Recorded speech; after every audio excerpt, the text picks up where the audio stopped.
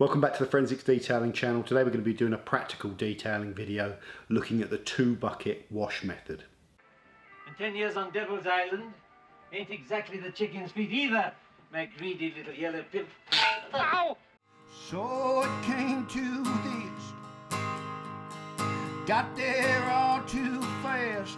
All you can hope for, turn right on into dust.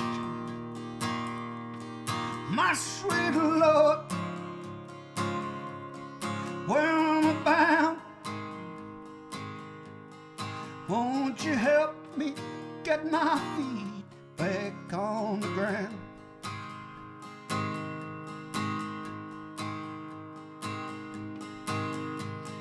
My sweet Lord,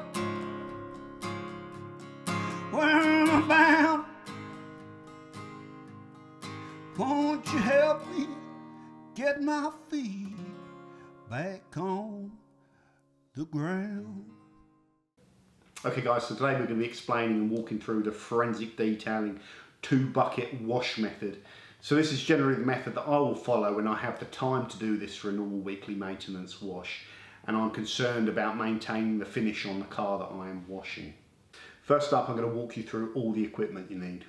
Okay, piece of equipment number one, the most important thing in the 2-bucket method, the buckets. So obviously you have one bucket which is called the wash bucket, which is going to hold all your products, your shampoos and stuff, and one bucket to hold water that you're going to use to rinse out your mitt. So that's the foundation. You have 2 buckets, rinse and wash.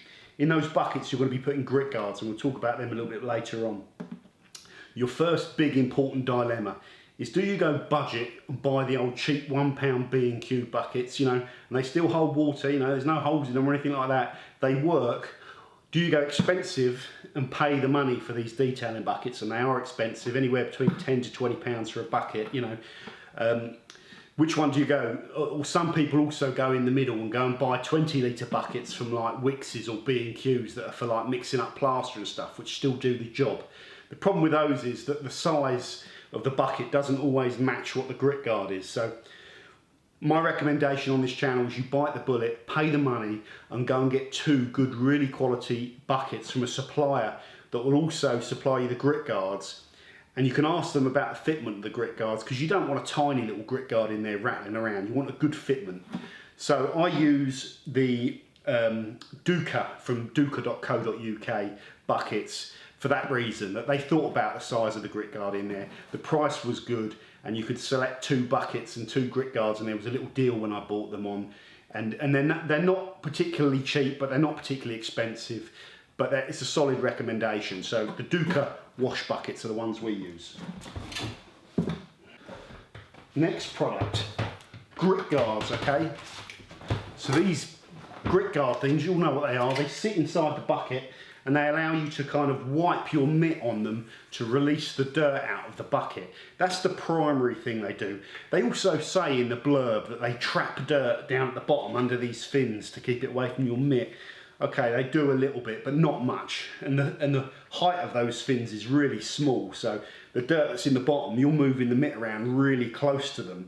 So, you know, their ability to trap dirt is not that great. You know, they're all open, so a lot of the dirt will come back up through this. But the main thing is it gives you a medium to kind of wash your mitt out on, okay?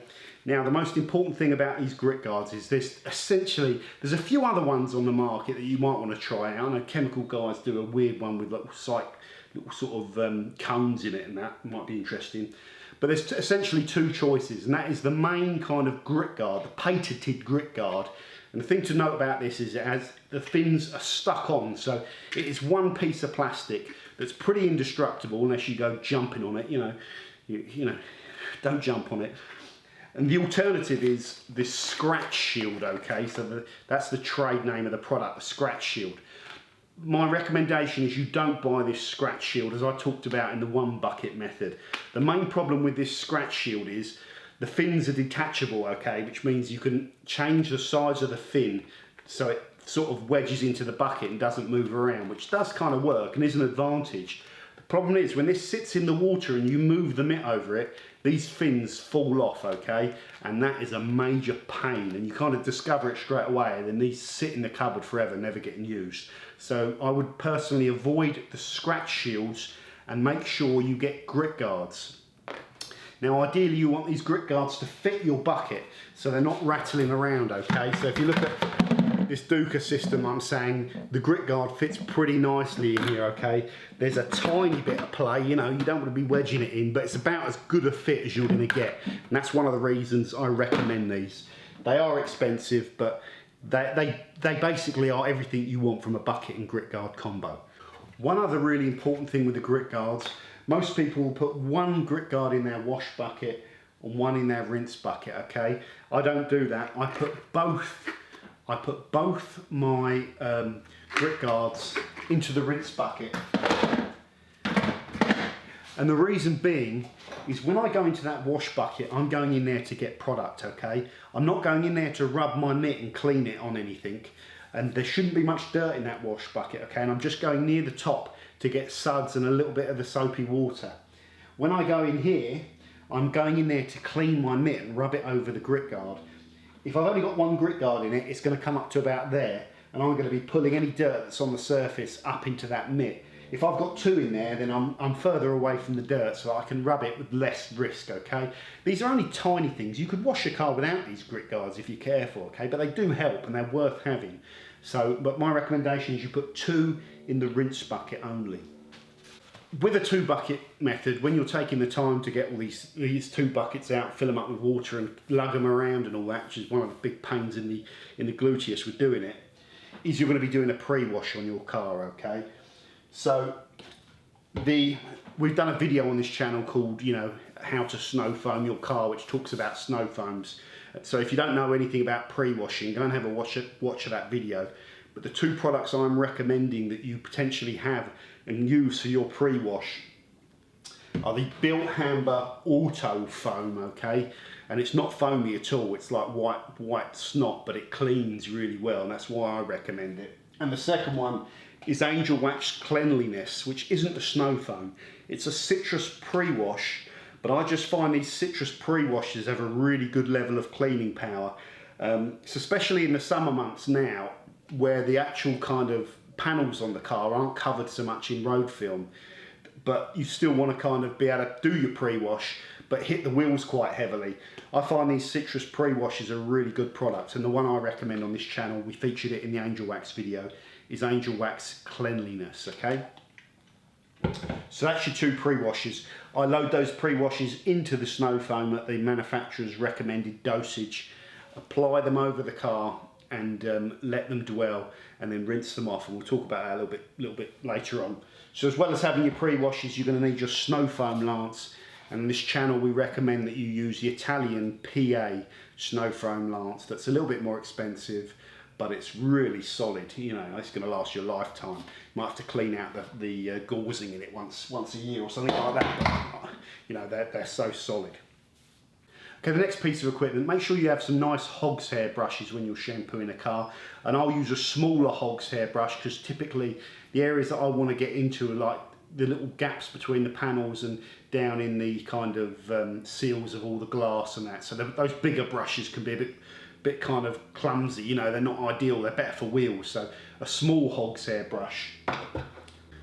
Okay, next up, wash mitts or wash pad devices, very, very important. So I've spoken before, we did the best of review on loads of these products, which is a bit of an old out of date video now, but the recommendations are still good. One thing on wash mitts or wash pads, okay? I prefer pads to wash mitts, and I've talked about why before, because I like my hands to be free. Another important reason, very important reason when you're doing the 2-bucket method is, I'll show you later on, but before you go rinsing your wash mitt out, you want to get as much dirt out of it as you can before you dunk it in that bucket, and that will make a massive difference to how clean the water is in that bucket, okay? And it's one of the things I see being done wrong the most. Not that there's any right or wrong, as always, but there are little tips and things you can do to make your life easier. One of the biggest tips you can do is wring this out before you put it in the rinse bucket. If you've got a mince, where the hell did that come from? If you've got a mitt on your hand, every time you've got to go and wipe the bucket in the rinse, you can't wring it out, so you've got to take it off. Or every time you want to use your hand and use the brushes, you've got to take the mitt off. So I find with these, you can just leave it on the panel, put it back in the bucket, and your hands are free.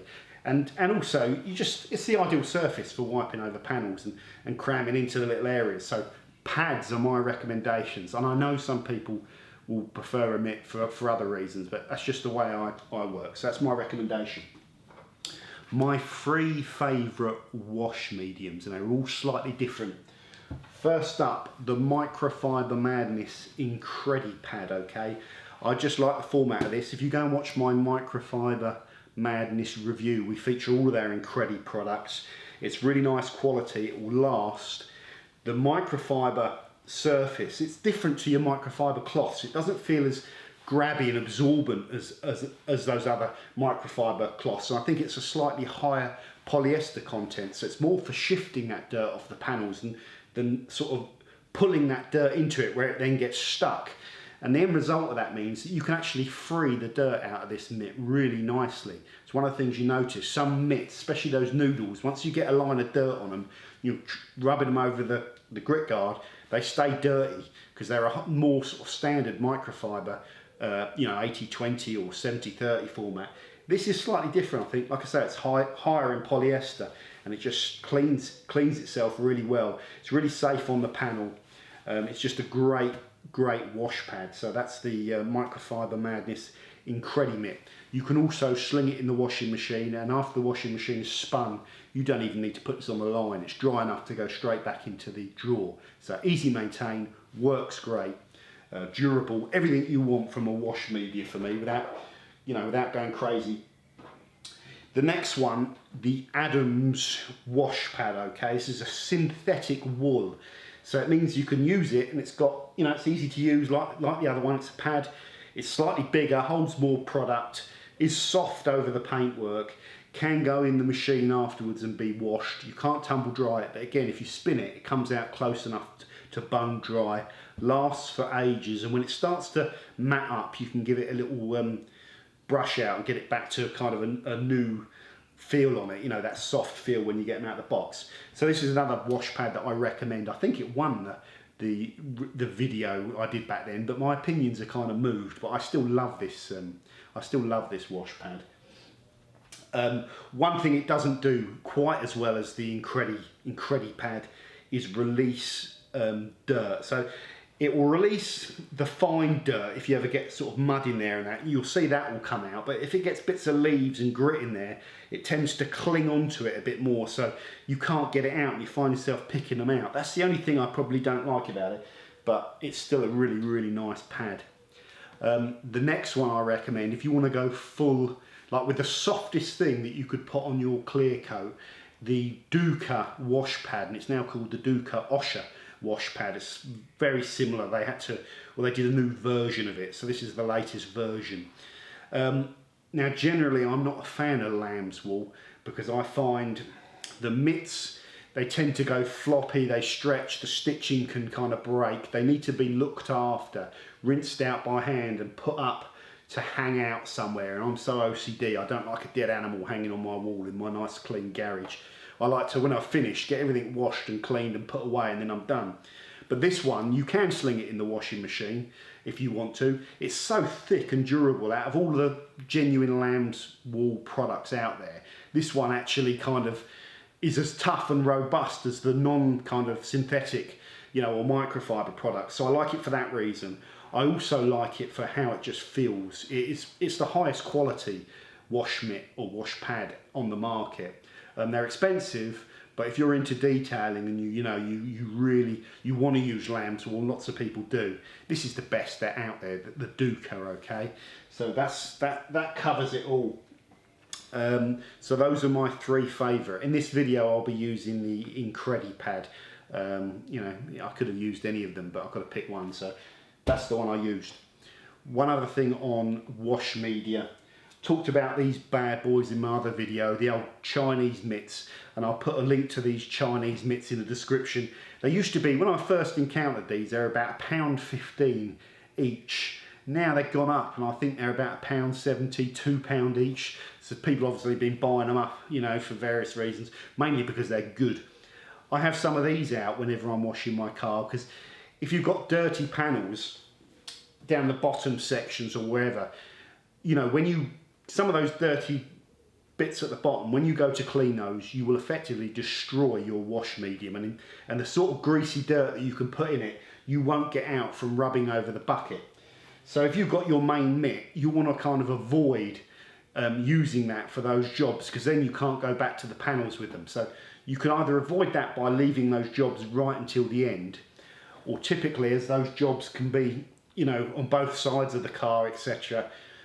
And generally, to maintain this and keep it less prone to clogging up with dirt week in, week out, if you chuck a couple of these in the wash bucket as well, you get a dirty area, you use one of those once, and then you just chuck it in the garage afterwards, and then these will go in the washing machine. So they're really handy and they're really cheap. They're obviously not as good as the premium ones, but like I say, they're handy for those real kind of heavily soiled, greasy areas where you don't want to ruin your main mitts.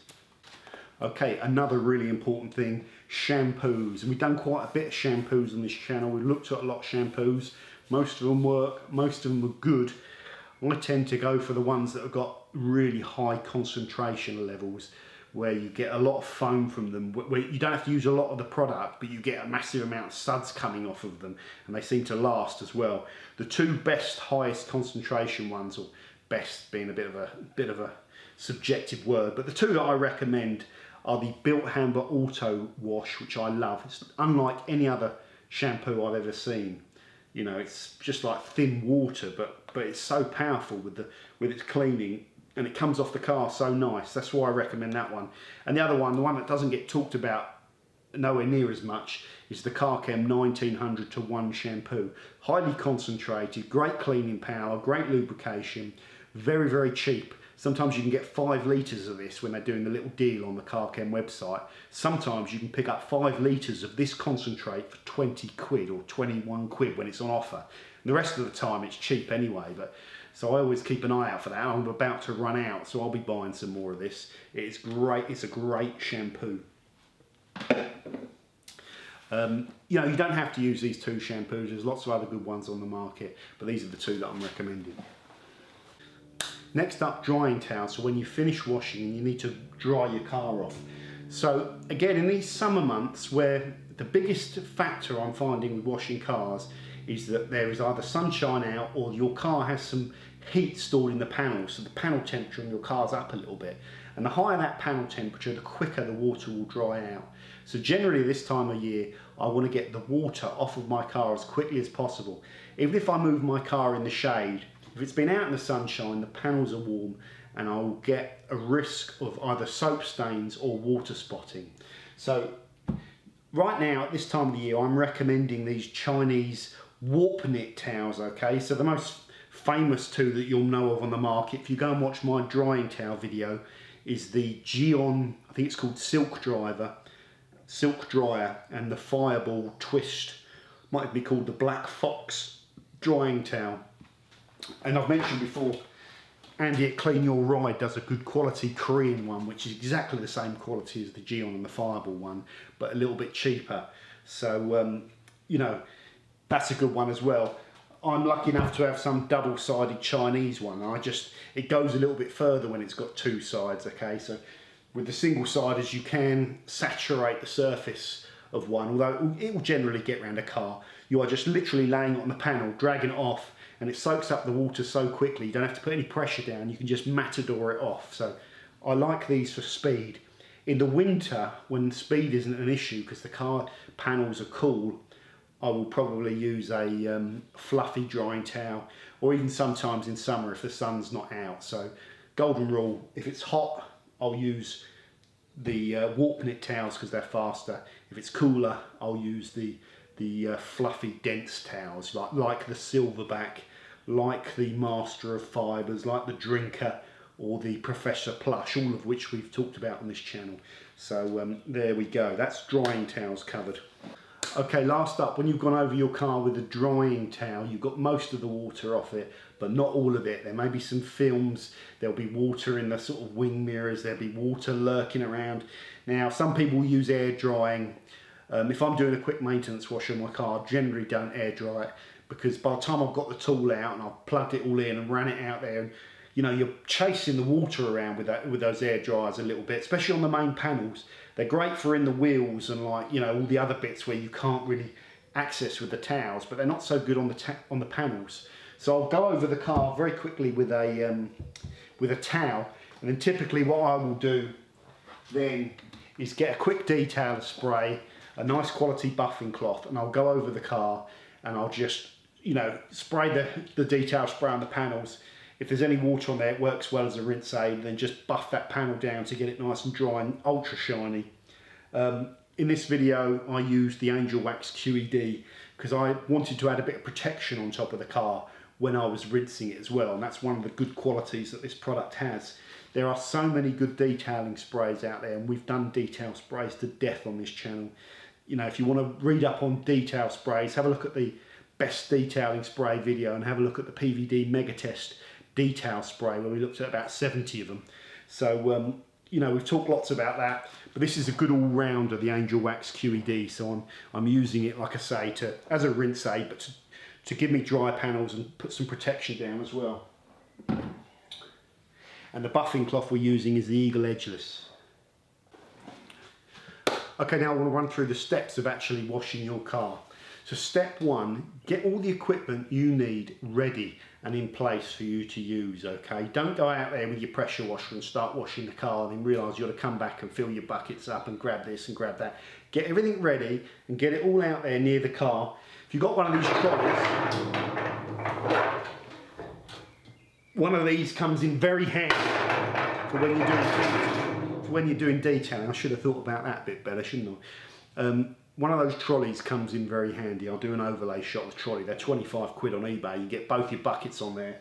You can get a little container with all your products in there and get organised. That's the first recommendation. Step two, before you then start cleaning your car, just have a think and have a look at the environment, okay? Just, you know, anyone that's been doing this professionally will have just done that automatically. But there's a trap you can fall into that if you're not a professional, that you just don't think about the weather and all the conditions outside, okay? And that can catch you out. And it caught me out the other day when I was washing my car and I was giving Reg a hand washing his car. And I put my car over to one side while he was pre-washing his, because I had mine dry and I didn't want to get it wet. And then when I went back over to move my car again, it was covered in bloody tree sap, because it was the trees at this time of year are kicking out all these little dots of bloody sap. And I had to wash it again. So the environment can and will catch you out, okay? Now the obvious two are obviously sunshine and hot conditions. That's the number one cause of things going wrong, and it can mess everything up, sunshine, when you're cleaning your car. If you allow soapy water to dry on your car, especially on your glass, all those areas that are hot, it can be a nightmare to get it off. That's the number one thing that you have to pay attention to, okay? If it's sunshine, it's burning on your car, the panels are hot, you have no shade, I'd say don't wash your car, okay? If you are going to wash your car, you really need to be careful and keep those panels wet and cool them down first with like water and all that sort of stuff. But it's a nightmare. So I'd always say just try and avoid washing your car in heavy sunlight. You can get around it by doing it early in the morning or later on in the late evening as the sun starts to go down, as it cools down. Very important, guys. Try to avoid washing your car if it's underneath a tree or anything like that, where it sheds like little pines or you know, sap, like I just mentioned. Big problem for me with that tree there, so I try and stay away from it. What else? Some days you can find you get dust just settling on your cars. We had it once when I was washing the car out there, and I'd done it all. I got the car spotless. And I come back an hour later and there was a film of dust over the car, because we had, every now and then we get these Saharan dust clouds flying over, and you know, it all just drops down. You can feel it on your chest when you get those days. So yeah, all I'm saying is just think about your environment. And I don't know where you're watching this video from or the time of year you're going to be watching it, but you know, alternatively, in the winter when it's freezing cold, you know, that can cause problems with your water supply freezing up and all sorts of other things. So before you wash your car, think about what's going on out there, because that's where you're going to be cleaning your car. Okay, another very important step. When you start out, there's a difference. Everyone could do this slightly differently, what they do first and the order they do things. Now, in the winter when there's no considerations or less considerations with heat, I'll generally pre-wash the car first, so snow foam it or citrus pre-wash it. And while that product is dwelling for up to 10 minutes, you could go around and you could quickly clean your alloy wheels with your wheel bucket and all your brushes that I've got down here. I'll do an overlay shot. And that works great in the winter, and you save yourself that time of twiddling your thumbs while the snow foam's kind of dwelling or just poking it with a brush, you know. So you're actually using that 10 minutes really efficiently. However, in the summer, right now, if I put a snow foam on the car and left it for 10 minutes, it would start to dry, okay? So there isn't enough time to do your alloy wheels. So you could kind of do one or two and then kind of blast it off, but you get caught up in doing the alloys and you forget about the foam on your car drying. And like I say, soap stains and water stains are a big problem. So at this time of the year, what I'd recommend is you do your wheels first, okay? So you can spray some of your citrus pre-wash in there, and we'll do another video on wheel and wheel arch cleaning and all that sort of stuff. But this time of the year, for me, step one is go through and do all 4 of your wheels before you pre-wash the overall car. And I know some people will do that differently, but that's just how I'm doing it now. Okay, so the next step is then to lay down your pre-wash at the manufacturer's recommended rate. In this video we use Bilt Hamber Autowash at around 100 to 1, but it's about 7 to 1 in practical terms in terms of water to product. I left that product for about 5 to 6 minutes, and I just keep an eye on it to see if it's starting to dry out, and I put a bit more over the top if I see it kind of thinning down in any areas. You can do some brush work along the glass areas while you're waiting. Some people prefer to do that when they're shampooing because they've argued they've blasted a lot of the free dirt out when they've done the pre-wash stage, but I find because you're not doing the brush work on the panels, it doesn't matter so much. So generally when I've got lots of foam over the cars, you'll see me with the old hog's hair brush clearing out all the channels in the you know, in the glass seals, etc, you know, in the lower areas. So it's worth using that 5 minutes to do that. So after your snow foam's dwelled for a good amount of time, the longer the better, but keep an eye on it and you do not want it to dry. Rinse it all off of your car, get it all off. Start from the roof, sheet all the soap off, you know, so it runs off the car, and change directions to make sure you've got it all, okay? And get that roof clean first. Once that roof is free of products, then you can start clearing down one side and then clearing down another side and then clearing down your front and the final side. But get it off the roof first, really important. Get all the product off the car. Okay, so the next thing is the meat and potatoes of the car, the actual shampooing phase. So you're trying to get this done reasonably quickly, but you're trying to get it done thoroughly. But the number one important thing, the most important thing when you're doing this shampooing phase with the mitts, is you're trying to preserve the finish of the clear coat on your car, especially if you've got a very good standard of clear coat and you machine polish it and you maintain it, okay? Now if you imagine like you get a brand new piece of Tupperware and it's, you know, it's that clear see-through plastic and it's all nice and shiny. If you take that same bit of Tupperware a kind of year later where you've been kind of cleaning it with those spongy scourers, it goes all opaque and misty and looks battered and horrible, okay, and dull. And your clear coat's a bit like that. The more you kind of wash it aggressively and the more you scrub that dirt over the surface of your clear coat, the more you'll kind of scratch it up, and with micro scratches. And generally those micro scratches, the knock-on effect, or what you see on a car that's not been washed properly, is a dull kind of finish, so that the shine, the gloss isn't there on the clear coat. And you see as well typically all those kind of spiderweb scratches when the sun's out and shining on the car. So you're trying to avoid that, and you're trying to keep your clear coat in good condition and minimise the amount of micro scratches you put in there. So once I've got my buckets lined up at the side of the car, I'll start on the top panel first of all. Nice flat panel of clear coat. You've got a fresh new clean wash mitt.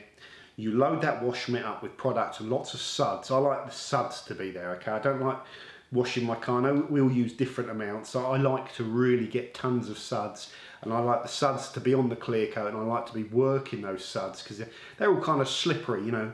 So when you've got lots of suds there, it's slippery and it's giving you a bit of lubrication.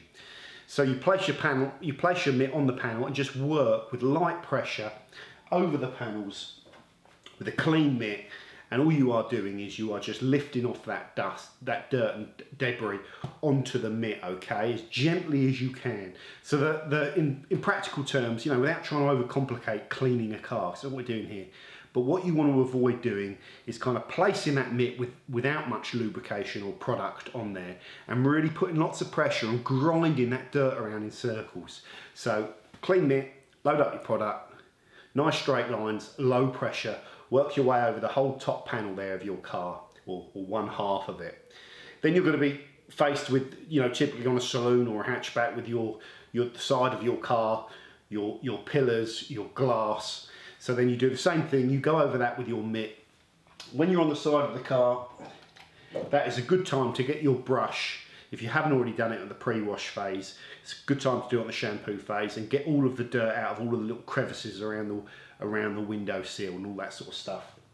One other really important tip is when you're washing your car, have a clean microfiber cloth and put that into your wash bucket at the start.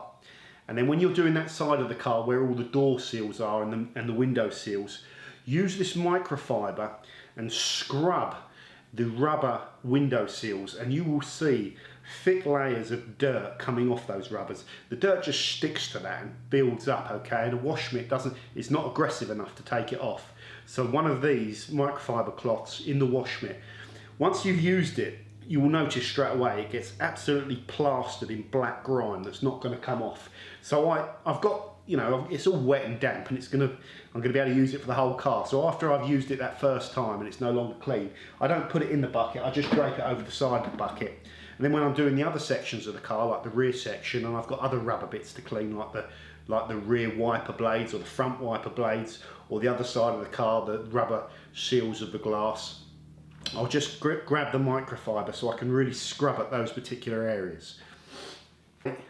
Okay, the most important thing, the number one rule or technique that I would recommend you do is once you've done your pass with the wash mitt and you're ready to clean it, don't just get your mitt that's covered in dirt and dunk it in the rinse bucket and clean it. Before you go into that rinse bucket, just wring it out once, okay? That'll take about 90% of the dirt out. At that point, you go into your rinse bucket and work the surface of the mitt over that grit guard layer, okay? And that will release a lot of the dirt. Give it a good scrub, okay? And then take the mitt out, rinse it off again, so you're taking even more dirt out of it. Have a look at it, make sure there's no black bits on it or brown bits, because that's what you're trying to avoid. That's the stuff that will scratch your car. This mitt stays really clean. When, you know, it cleans up really nice, and it doesn't tend to get black like some of the other ones, you know, with all the dirt. It doesn't stick to it, which is one of the reasons I really like it. When you're happy that your mitt is clean, then you go back into your wash bucket and scoop up a load more product and then go for the next panel, okay? And you work your way around the car doing that. Each time making sure that you do not put this into your rinse bucket until you've squeezed it out. And I'll overlay a shot of the rinse bucket at the end of cleaning this car. Now this is summer dirt, so I don't have a thick layer of road film on the car, but the car hadn't been cleaned for about 3 weeks. It had cobwebs on it, it had loads of like film of where I had sticky like sap all over the car, and it was dirty, okay? There was a lot on there. But the rinse bucket at the end was really, really clean, and the wash bucket was even really, really cleaner. What you want to avoid doing is having a rinse bucket that is full of brown, dirty water, okay? Because every time you put your mitt in it to clean it, it's not really getting any cleaner or any dirtier, and it's just impregnated with watery, dirty water, and I see that happening a lot. Yes, in winter, when there's a lot of road film on your car, your rinse bucket will get dirtier, but the name of the game is to try and keep these two buckets, the water in them, relatively clean, and ultimately keep your mitt really, really clean. That's the name of the game for me. Now, we talked about having these Chinese mitts thrown in your wash bucket as well, or having them available ready to use. The seals of this car from 3 weeks of driving, the bits right underneath that really are closest to the road that get a lot thrown at them, they are filthy dirty, okay? So on the first side of the car, once I've done all the main panels with a nice clean mitt, using that method that we just talked about to maintain it, I then use this on the seal of the car. And you can see this then picks up that horrible, that film of dirt that you are never going to get out of this mitt by just rubbing it over the grit guard. It will stay black. So after I've cleaned the seal with this, you know, I could go in and even clean the arches out with it if I wanted to. But the point is, once I've used this once, it's not going back on a car panel until it's been through the wash. So that's why I say have about 3 or 4 of them when you're doing a car, so you can do those real filthy jobs and just put them to one side. So that's how we use those Chinese mitts when we're using that 2-bucket method, just to stop this mitt having to do all the real filthy work, because this is the one we're going to be using on the panels which you see on the top of the car, which you want to kind of reduce the scratching that you're putting in there. So after doing one side of the car, you'll then basically repeat the same principles either on the other side or the back of the car, working your way down. When you hit any rubber, you use the microfiber, and when you get to the underneath, you use one of these Chinese mitts just to get all that film that the pre-rinsing hasn't got off. All the time being mindful to squeeze out any dirt before you go into the rinse bucket and clear off your mitt. And like I say, if you do that at the end of the process, the water in both your buckets, or the aim of the game is to keep it as clean as possible. At the end of the shampooing process, I'll then go around the car and rinse off at either high pressure or low pressure, typically high pressure, and get all of the soap off of the car.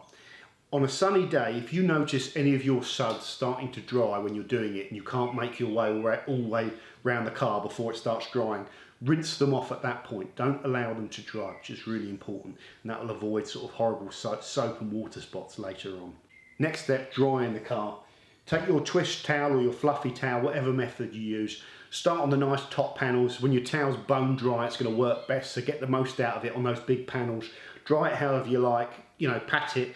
Or with these twist towels, I just tend to flop them on and pull them off without pushing down on them, and that takes a load of the water off. Then flip it over and do the same on the other side. Work your way around the car with the towel and get it as dry as you can.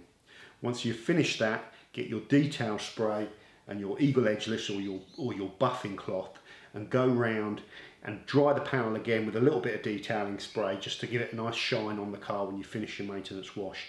And any water that you see in any gaps or any crevices, you can soak that up with a buffing cloth as well. Trying to keep the buffing cloth nice and not get dirty. So if you spot any bits, it's always in those crevices, isn't it? If you spot any bits that aren't clean, you can get your mitt again in your bucket and just give that little area a quick wipe out and clean, blast that down and then dry it with your buffing cloth and your spray. So that in a nutshell is how I do a maintenance wash on the car.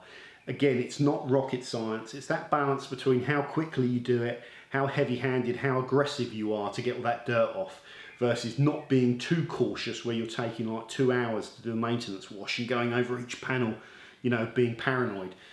You just use a technique with light hands and a technique that's mindful of keeping the mitt clean, keeping the dirt out of your rinse and wash system, because that makes a big difference on putting the scratches in there. If you're sticking it in a rinse bucket that's full of brown dirty water, your mitt is full of dirt, and it's that dirt which helps, well, which causes scratches in your clear coat, in my opinion.